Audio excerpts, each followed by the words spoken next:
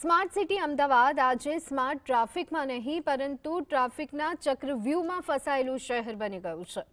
શહેરમાં અનેક જગ્યાઓએ ચાલી રહેલા ખોદકામના કારણે લોકો ત્રાહિમામ પોકારી ઉઠ્યા છે।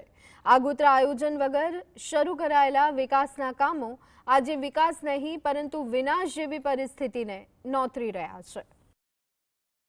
અમદાવાદને અપાઈ છે સ્માર્ટ સિટીની ઓળખ। તંત્રના વાંકે ખાડાનગરી બની ગયું છે સ્માર્ટ શહેર। ઠેર ઠેર ટ્રાફિકની સમસ્યાથી પ્રજા ત્રસ્ત। અમદાવાદ શહેરમાં પૂર્વથી પશ્ચિમ કે પછી ઉત્તરથી દક્ષિણ હોય, શહેરના દરેક ખૂણે ક્યાંક ફ્લાયઓવર તો ક્યાંક મેટ્રો તો ક્યાંક ડ્રેનેજ અને સર્વિસ રોડનું કામ ચાલી રહ્યું છે।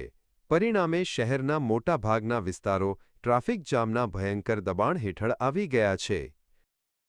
અન્ય જગ્યાઓ પર તકલીફ પડી રહી, જેમ કે આ બ્રિજ, બીજા સારંગપુરનો બ્રિજ, એવા 2-3 બ્રિજ, અસારવારનો બ્રિજ, એ જે બ્રિજના હિસાબે ટ્રાફિક વધી ગયું છે, જે ટાઈમ વધી ગયો, અમારે બી ટ્રાફિકમાં બહુ વેઠવું પડે છે। તંત્રને એટલું કહેવા માગું છું કે જેમ બને એમ રસ્તાનો નિવારણ લાવો, જેથી પબ્લિકને વધારે તકલીફ ના પડે, હેરાનગતિ ના પડે, કેમ કે બહુ ફરીને આવવું પડે છે।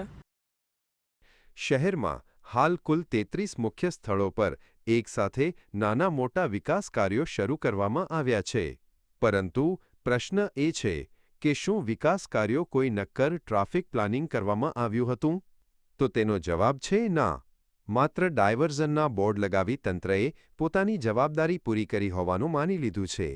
પરિણામે એમ્બ્યુલન્સ, ફાયર બ્રિગેડ જેવા ઇમરજન્સી વાહનો પણ કલાકો સુધી ટ્રાફિકમાં અટવાઈ જાય છે।